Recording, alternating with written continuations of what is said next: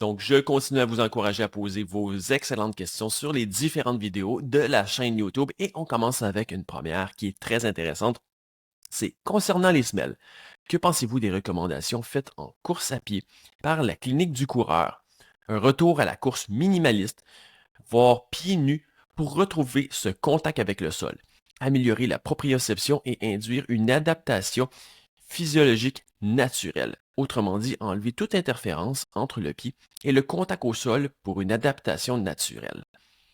Donc, il y a plusieurs vraiment aspects à aller chercher, mais je vais juste ramener au point principal. La course à pied et la marche, non, est très différent du vélo. Parce que la course à pied est un sport d'impact finalement, un sport de contact au sol, alors que le vélo ne l'est pas. Et c'est pour ça aussi que pour toutes les recommandations que je peux faire, autant avec les clients ici que je reçois en studio que sur les vidéos, je mets toujours vraiment le bémol que c'est des recommandations pour le vélo et qui ne sont absolument pas nécessairement vraiment applicables à la vie de tous les jours, à la course à pied. Non, absolument pas.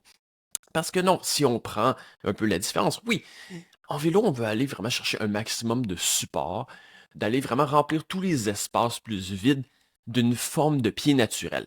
Donc, par exemple, si on a une arche qui est beaucoup plus prononcée, beaucoup plus haute, dans la vie de tous les jours, c'est pas nécessairement quelque chose de positif. Une arche de pied a ses fonctions vraiment de déformation, finalement, un peu de suspension quand on arrive à la marche, à la course à pied, quand on a un impact au sol, quand on a un contact, d'avoir une déformation du pied qui va vraiment aider à l'absorption et de moins transmettre tous les chocs sur tout le reste du corps.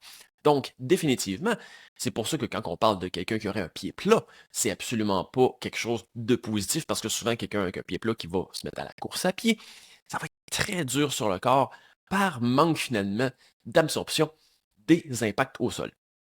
Mais je ramène à le vélo, étant donné que ce n'est pas un sport d'impact, donc d'appui au sol, idéalement, on veut juste le supporter au maximum finalement, qu'il y ait le moins de déflexion, qu'il y ait le moins de perte d'énergie, d'être plus efficace, d'éviter justement les potentielles blessures, parce qu'un pied qui serait plus instable peut induire beaucoup plus de tension au niveau des genoux, au niveau des chevilles, d'instabilité au niveau du bassin.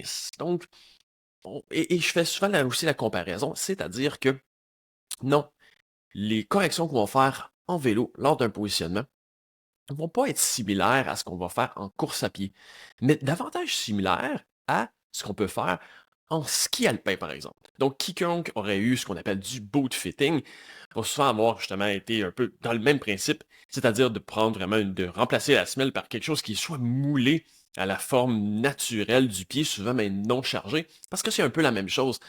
On travaille tous les deux sur une surface plane, rigide. La course à pied, je le rappelle, le pied va être vraiment, il va fléchir, il va bouger, il va être actif. Tandis que le vélo, tout comme finalement le ski alpin, c'est un appui sur une surface totale, enfin une surface complète qui est immobile finalement. Donc, deux dynamiques complètement différentes.